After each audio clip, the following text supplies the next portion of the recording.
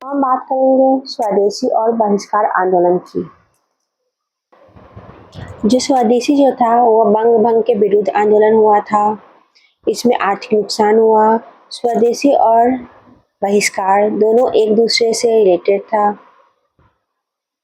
अब बहिष्कार बहिष्कार क्या था? इसमें जो है विदेशी वस्तुओं का बहिष्कार किया गया। सर्वप्रथम कृष्ण कुमार मित्रा जो थे उन्होंने बहिष्कार किया।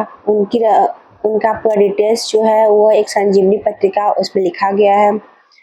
आंदोलन कलकत्ता कहाँ पे हुआ? कलकत्ता के टाउन हॉल में बैठक हुई। बंगाल में जनसभाएं कार्यक्रमों को जनता को बताया गया। क्या क्या कार्यक्रम रखे गए थे? उसमें सबसे पहले था कि भारत को आत्मनिर्भर बनाने का प्रयास किया जाए, ऐसा किया गया था।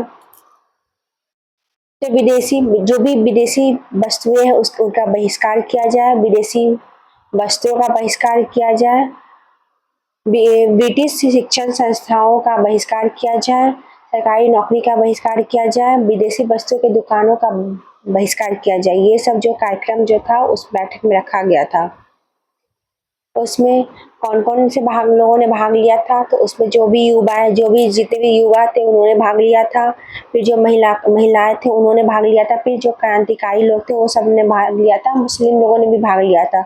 उसमें कौन-कौन थे? कितने मुस्लिम ने भाग लिया था? तो मुझे मुजफ्फर खान ने, अब्दुल रसूल ने और लियाकत हुसैन, ये जो 3 मुस्लिम थे उन्होंने इस बैठक में भाग लिया था। पंजाब से कौन किसने भाग लिया था? अजीत सिंह, लाला लाजपत राय।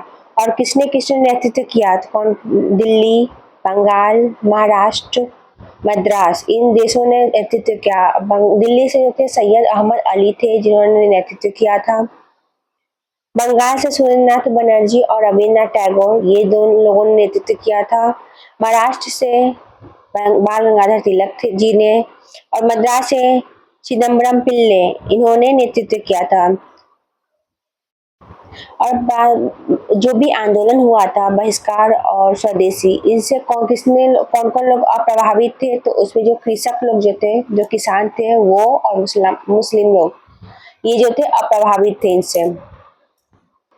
जब स्वदेशी आंदोलन चल रहा था उस टाइम एक पत्रिका था सर्कुलर ए आज़ादी, उन्होंने समाचार पत्र, इसने इस आंदोलन का समर्थन किया था। फिर अब हम बात करेंगे मुस्लिम लीग का गठन कब हुआ था। तो मुस्लिम लीग का गठन जो है 30 दिसंबर 1906 को हुआ था। ये जब वैसे ही बंगाल विभाजन हुआ तो एक हिंदू में बंगाल जो है 2 पार्ट बटा था। एक हिंदू वाला बहु क्षेत्र था, दूसरा मुस्लिम बहु क्षेत्र था। जो हिंदू बहु क्षेत्र थे इसलिए इसने मुस्लिम का समर्थन किया था, और जो मुस्लिम थे इन्होंने मुस्लिम लोगों का समर्थन किया। तो फिर क्या था, उस समय जो सराय थे लॉर्ड कर्जन थे। फिर उसके बाद कौन बने थे? तो लॉर्ड मिंटो बने थे। लॉर्ड मिंटो को एक नई चुनौती मिली थी। बंगाल जो था तो 2 भागों में बटा था। एक तो पूर्वी बंगाल, दूसरा पश्चिमी बंगाल। जो पूर्वी बंगाल था उसकी राजधानी जो थी ढाका थी। तो जब उसमें बैठक हुई तो उसमें शामिल सभी मुस्लिम नेता जो है तो बैठक मोहम्मद एजुकेशनल कॉन्फ्रेंस जो हॉल था वहाँ पे बैठक हुआ था। और इसमें जितने भी लोग बड़े-बड़े थे, इसमें ढाका के नवाब सलीमुल्लाह खां थे, नवाब बख्र उल मुखा खां, आगा खां, ये सब थे। मुसलमानों के लिए एक राजनीतिक दल का गठन। और ये बैठक क्यों हुआ? क्योंकि एक राजनीतिक दल का गठन किया जाए मुस्लिम लोगों के लिए। वो कब हुआ था गठन? 30 दिसंबर 1906 को हुआ। इसी को मुस्लिम लीग का गठन कहा जाता है। इस टाइम वायसराय लॉर्ड मिंटो थे। फिर निजी सचिव कौन थे? डनलप स्मिथ जो थे निजी सचिव थे। फिर अलीगढ़ कॉलेज को प्रिंसिपल, और वहाँ पे एक मुस्लिम कॉलेज था अलीगढ़ कॉलेज, इसके प्रिंसिपल अर्कबोल्ड को रखा गया था। जो बैठक हुई थी इसमें 15 सदस्य थे और उसमें कहा गया था कि शिमला में आकर बैठक करो। शिमला में जब बैठक हुआ तो उसमें एक तो मुस्लिम नेता थे, दूसरा थे लॉर्ड मिंटो के सब।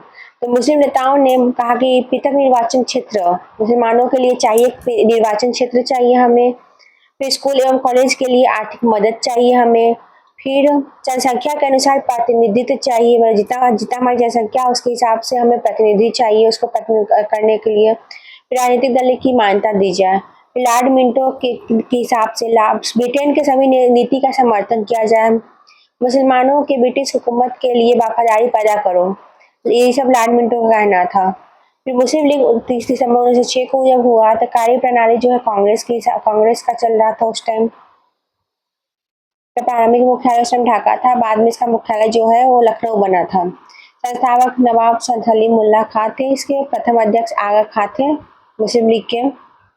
जब प्रथम अधिवेशन हुआ था 1907 में, कहाँ पे हुआ था? कराची में हुआ था। दूसरा अधिवेशन 1908 अमृतसर में हुआ था। फिर मुस्लिम लीग का अधिवेशन 1925 से लगातार होने लगा था। 1913 ईस्वी में जब एमएलए जो थे ब्रिटिश शासन के अधीन स्वशासन की मांग पारित किया था। फिर कथन मुसलमान यदि खुश और संतुष्ट है तो भारत में ब्रिटिश हुकूमत का महत्व बचा होगा। ये किसने कहा था? डब्ल्यू हंटर ने। उनका ये कथन था। भारत में मेरी 2 पत्नियां हैं और मुस्लिम पत्नी मुझे बहुत प्रिय है, ब्यूमफुल्ड फुल्लार ने ये कहा था। उद्देश्य मुसलमानों के राजनीतिक अधिकारों की रक्षा करना, मुसलमानों के अधिकारों का विस्तार करना, ब्रिटिश हुकूमत के प्रति मुसलमानों की निष्ठा को बढ़ाना, अन्य संप्रदायों के प्रति कटुता को बढ़ने से रोकना, ये सब जो है इसके उद्देश्य थे जो मुस्लिम लीग का गठन किया गया था। अब हम बात करेंगे मुजफ्फरपुर बम कांड। ये कैसे हुआ, कब हुआ या क्या है? तो हम मुजफ्फरपुर जो बम कांड था वो एक क्रांतिकारी घटना था। वो जो है 1908 ईस्वी में हुआ था।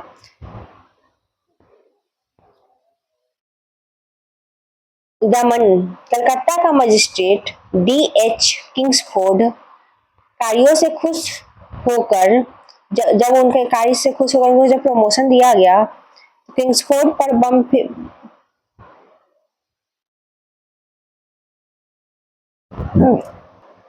जो किंग्सफोर्ड थे, जब उनका प्रमोशन हुआ तो वो मुजफ्फरपुर में चले गए। तो बंगाल में क्रांतिकारियों की बैठक जब हुई बंगाल में, तो फिर युगातर समिति एक बनाया गया था और जिसमें जो 2 थे, प्रफुल्ल चाकी और दूसरा था खुदीराम बोस। इन दोनों ने क्या किया था? मुजफ्फरपुर में किंग्सफोर्ड पर बम फेंका। कब फेंका? 30 अप्रैल 1908 ईस्वी को।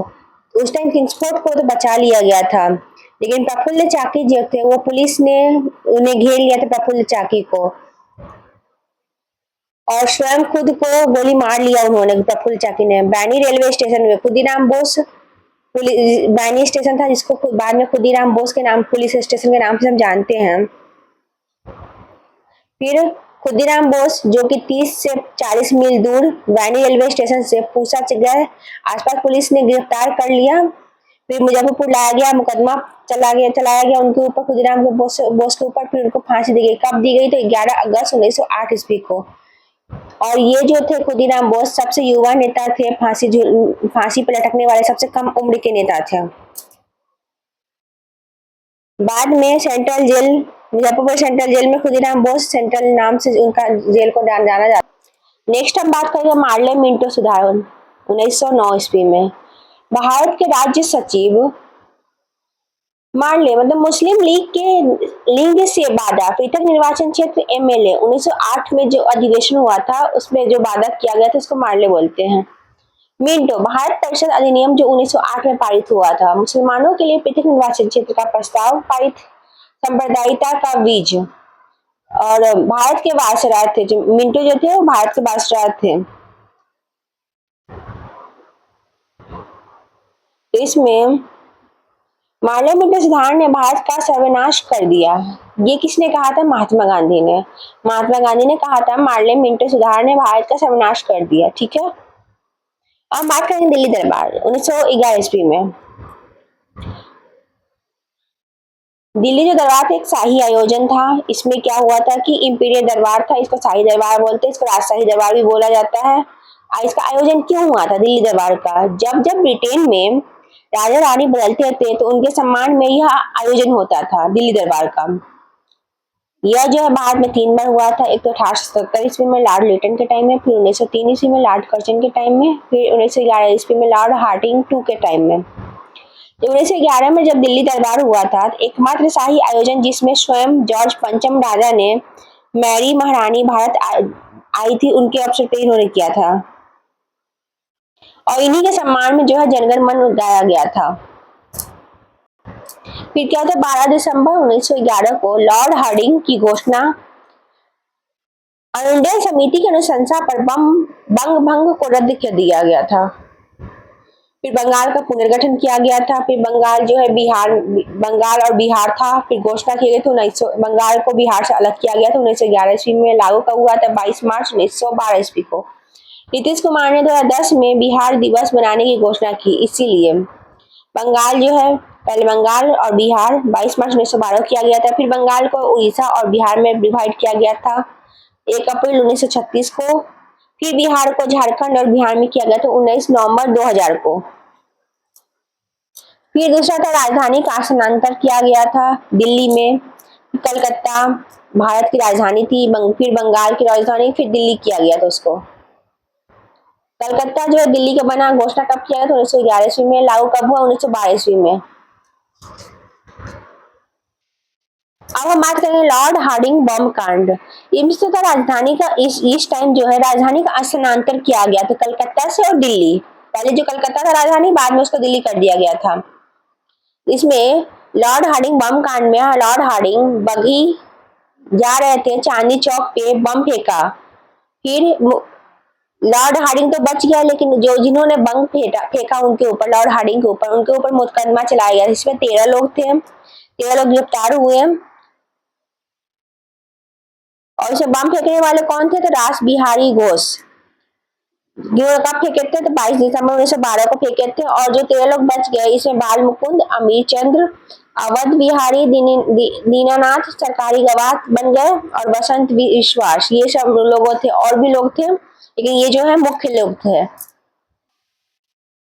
तो आज था अब तक का ये क्लास। नेक्स्ट हम बात करेंगे होम रूल लिंक 1916, फिर तिलक के होम रूल, एडिवेशन के होम रूल, और भी नेक्स्ट टॉपिक पे हम बात करेंगे। अगर आपको ये वीडियो सब पसंद आ रहा है तो प्लीज लाइक शेयर सब्सक्राइब जरूर कीजिए एंड फॉलो कीजिए मेरे पेज को। तब तक के लिए धन्यवाद। बाय बाय दोस्तों।